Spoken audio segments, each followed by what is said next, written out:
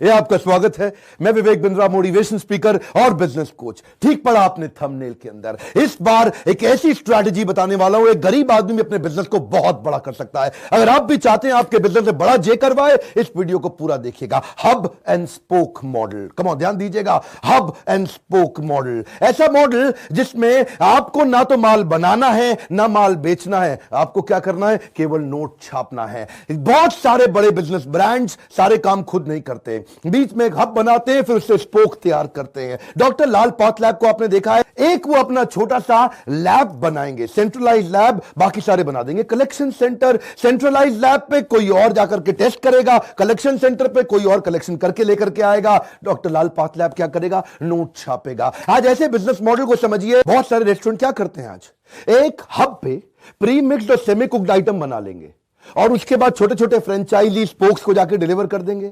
वो वहां पे जाकर के लोगों को, कस्टमर को सर्व करते हैं। इससे क्या हुआ? आपकी रेसिपी आपके कंट्रोल में आ गई, आपका ट्रेड सीक्रेट आपके कंट्रोल में आ गया। किसी को पता भी नहीं चला कि खाना बनता कैसे है, और आपकी रेसिपी कोई कॉपी भी नहीं मार पाएगा। अमूल क्या करेगा? अपने ड्राई और कोल्ड वेयर हाउस रेडी करेगा, जहां से डिस्ट्रीब्यूटर और रिटेलर के थ्रू दूध अपने आप चला जाएगा। वो हो गया हब, बाकी सारे हो गए स्पोक। अगर आप कुछ ऐसा करो कि आपका पैसा आपको ना लगाना पड़े, हब पे पैसा कोई लगाए और स्पोक पे पैसा कोई लगाए। सबसे आसान एग्जांपल मैं आपको दूंगा, कोका कोला। पिछले 125 साल से पूरी दुनिया कोका कोला पी रही है। ये कोका कोला बनाता कौन है? ये बनाता है बॉटलिंग प्लांट वाला। कोका कोला खाली सिरप ला करके दे देता है।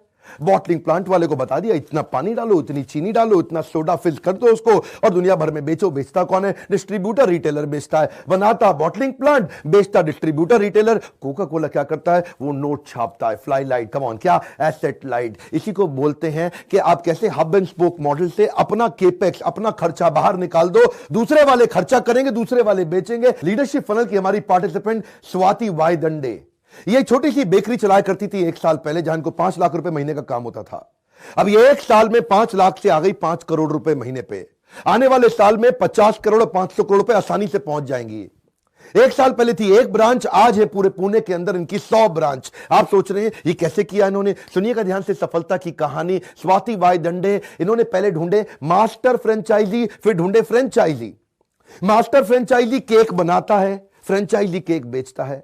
मास्टर फ्रेंचाइजी, एक स्ट्रैटेजी इनकी सुनिएगा। इन्होंने जो मशीन 2 करोड़ रुपए की होती थी ना केक बनाने की, उस पे इन्होंने बुद्धिमत्ता लगा के वो 2 करोड़ को कर दिया 20 लाख रुपया।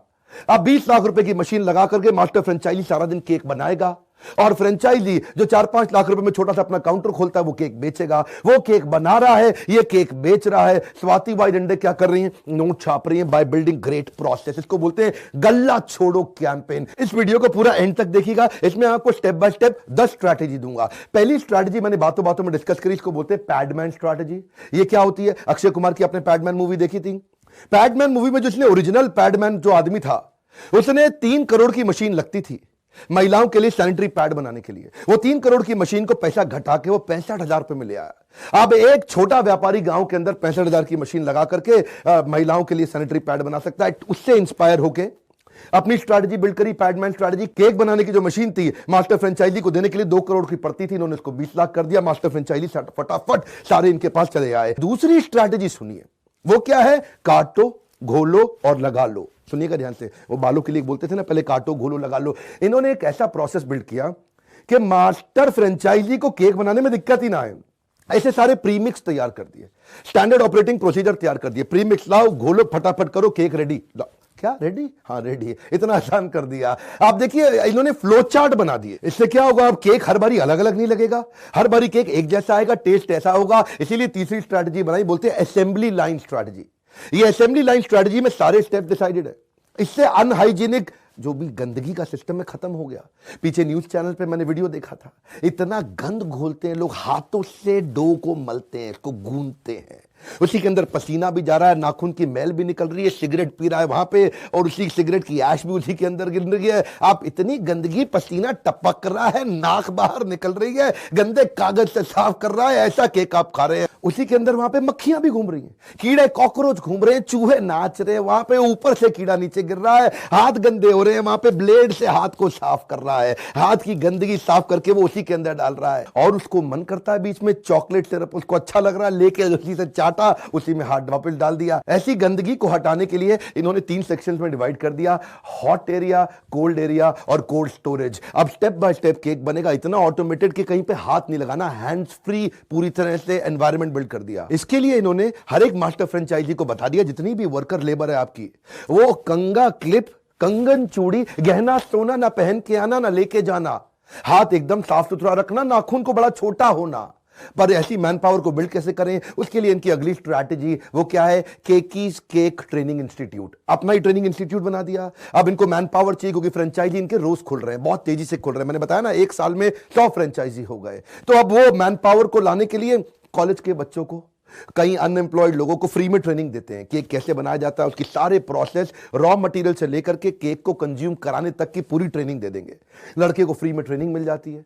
उसके बाद वो ट्रेनिंग में पास होता है तो इसको अपने यहां नौकरी पर रख लेते हैं, तो उसकी एजुकेशन भी हो गई फ्री में और उसको नौकरी भी तुरंत मिल गई। इससे इनकी मैन पावर की शॉर्टेज बच गई। और 5वां स्ट्रैटेजी बहुत कमाल का है, इकोनॉमीज ऑफ स्केल।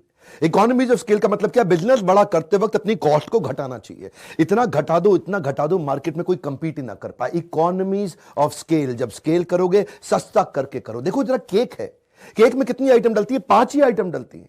पहला क्या है, प्री मिक्स डलेगा, शुगर सिरप डलेगा, चॉकलेट डलेगा, फ्रूट फिलिंग डलेगा और क्रीम डलेगा। ये 5 के अलावा छठी कोई आइटम नहीं है केक में।